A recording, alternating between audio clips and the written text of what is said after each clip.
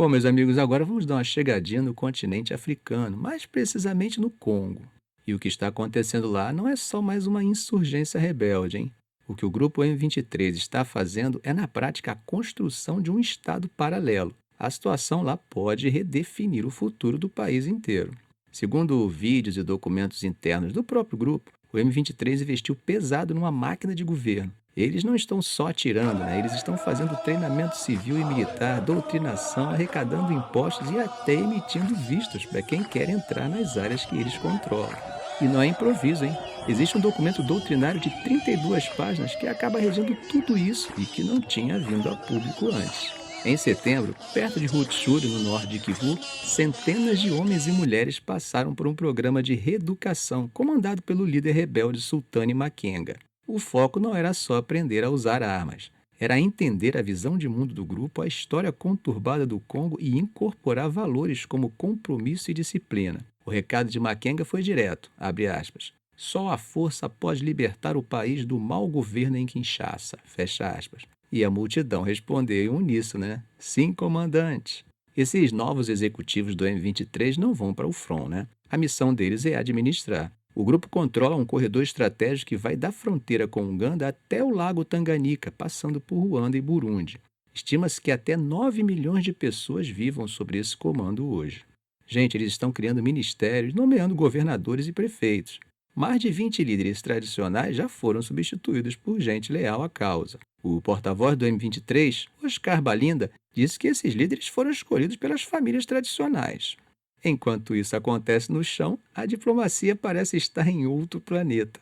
Em Doha, no Catar, o M23 participa de negociações de paz. Mas, segundo especialistas como Jason Stearns, que é ex-painel da ONU, isso parece cortina de fumaça. A tática é ganhar tempo. O pesquisador Fred Baúna, da organização Ebutelli, alerta que o grupo usa esse tempo para se reestruturar e recrutar. Para ele, se o processo de paz fracassar, e tudo indica que pode fracassar, o Congo caminha para um federalismo forçado ou até uma partição de fato. O M23, gente, construiu uma estrutura tributária em áreas ricas em minérios. A mina de Rubaia, por exemplo, está sob controle deles. Essa mina sozinha representa cerca de 15% da produção mundial de coltan, aquele minério essencial para o seu smartphone e equipamentos médicos, né? Segundo a ONU, o grupo arrecada cerca de US$ 800 mil por mês só em impostos nessa mina. E o minério acaba sendo escoado por Ruanda em direção à Ásia. O governo ruandês nega, né, apoio ao M23, como sempre fez. E o chanceler de Ruanda disse que não é incomum que minerais transitem por Ruanda, mas insiste que o governo não controla isso. Só que relatos de recrutas e das Nações Unidas apontam a presença de treinadores ruandeses nos campos do grupo. A diplomacia de Ruanda diz que qualquer movimentação de tropas é medida defensiva contra aquele grupo rebelde Hutu ligado ao Genô Pontim de 1994.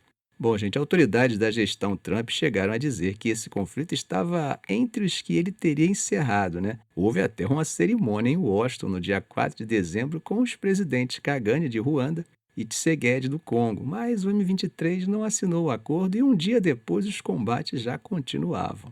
Mesmo assim, Washington tenta pressionar. Diplomatas dizem que há um novo pacote de sanções pronto, caso Kigali não retire suas tropas até o fim do ano. Mas é uma relação ambígua, né? Em agosto, Washington e Kigali assinaram um acordo para Ruanda receber migrantes deportados dos Estados Unidos. Ou seja, gente, Ruanda é um parceiro estratégico, o que acaba complicando qualquer pressão mais dura, né?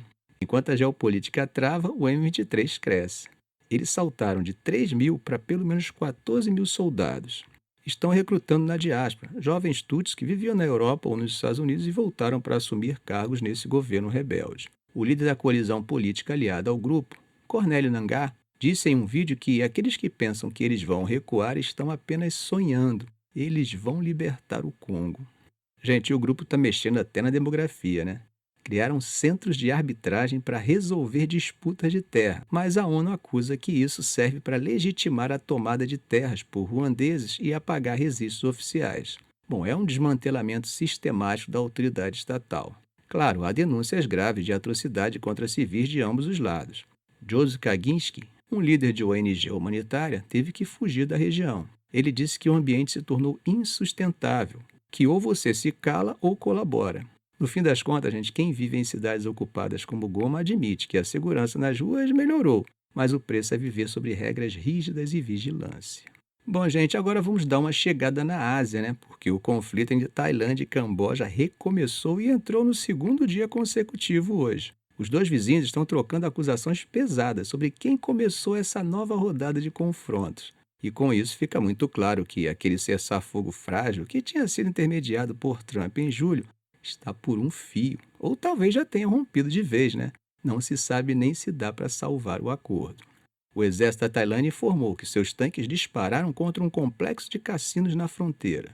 Eles alegam que o exército do Camboja estava usando o local como posição de tiro e depósito de armas. Além disso, caças tailandeses realizaram ataques aéreos pelo segundo dia seguido contra o que a Força Aérea chamou de alvos militares estratégicos.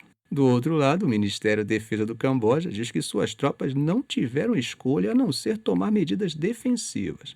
Eles acusam a Tailândia de usar artilharia para mirar de forma indiscriminada e brutal em áreas residenciais civis. Claro, né? Bangkok rejeitou essa acusação na hora. Mas a retórica política subiu muito o tom, gente. O primeiro-ministro tailandês praticamente descartou qualquer diálogo agora. Ele foi taxativo ao dizer aos repórteres, abre aspas, não podemos parar agora. Já demos nosso compromisso às Forças Armadas de que elas podem realizar totalmente as operações planejadas. O governo está dando apoio de todas as formas. Fecha aspas. Ou seja, carta branca para o ataque, né? O ministro das Relações Exteriores da Tailândia reforçou essa linha dura numa entrevista à Reuters. Ele disse que não vê potencial para negociações com o Camboja no momento e que a situação não favorece nem a mediação de terceiros. O influente ex-líder Hussein postou no Facebook dizendo que o Camboja esperou 24 horas para honrar o cessar-fogo e permitir evacuações, mas que agora foi compelido a contra-atacar para defender o território contra um inimigo invasor. Ele ainda ressaltou que bunkers fortes e armas deram vantagem às forças cambojanas na defesa. Gente, e a geografia do conflito está crescendo, hein? Os combates agora estouraram em novos locais ao longo dos 817 quilômetros de fronteira. A coisa vai desde as colinas florestadas perto do Laos até a província costeira tailandesa de Trat, onde milhares dizem que operações lideradas pela Marinha estão em andamento para expulsar soldados cambojanos. Segundo os tailandeses, o Camboja está usando artilharia, lançadores de foguetes e até drones que lançam bombas. Final de ano chegando, Natal, Carnaval, feriadão, a família liga. Pai, tô indo com a turma toda, tudo bem? Você fica feliz da vida, né? Mas aí bate aquela dúvida. Onde esse povo todo vai dormir? Sofá duro, colchão velho, improviso desconfortável. Mas aí eu te apresento esse colchão inflável que muda o jogo. De casal, confortável e com bomba elétrica embutida. Ele infla sozinho, gente, em menos de 3 minutos. É só apertar um botão e pronto. Mas o melhor vem de manhã. Amanheceu? Você aperta um botão e ele esvazia rapidinho e vai direto para uma bolsinha discreta, deixando tudo limpo e espaçoso novamente para as crianças correrem à vontade. Nada de trambolho no meio da sala, nada de bagunça. Vem com cabeceira, 2 travesseiros, carregador, kit de reparo, tudo. É o tipo de coisa que te salva quando você menos espera, né? Te faz receber bem, com conforto e sem complicação. Para conhecer, dá uma olhadinha no link que está na descrição do vídeo ou na tag que aparece aqui na tela.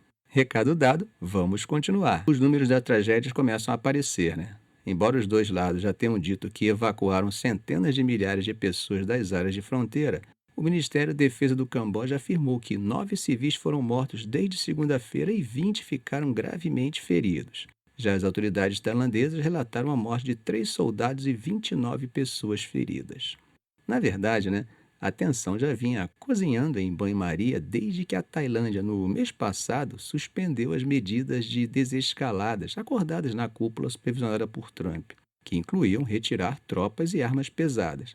Tudo isso ferveu depois que um soldado tailandês foi mutilado por uma mina terrestre que Bangkok diz que o Camboja plantou recentemente. Vídeos verificados do Camboja mostram filas de veículos e motos fugindo com fumaça subindo no céu após explosões perto da cidade de San Huang, a uns 21 quilômetros da fronteira. Agora, a gente falando dos recursos, a Tailândia tem capacidades militares superiores, né, com forças armadas que superam o vizinho em termos de pessoal, orçamento e armamento, incluindo aí os caças que estão bombardeando agora.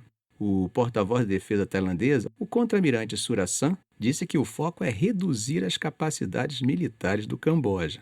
Bom, no fundo é uma disputa de mais de um século por soberania em pontos não demarcados da fronteira, muitas vezes envolvendo templos antigos que inflamam o nacionalismo, né? Ficamos por aqui. Não sai ainda não. Você gostou do vídeo? Se você gostou, dê um like, inscreva-se no canal, faça um comentário. Eu quero saber a sua opinião, ok? Um grande abraço.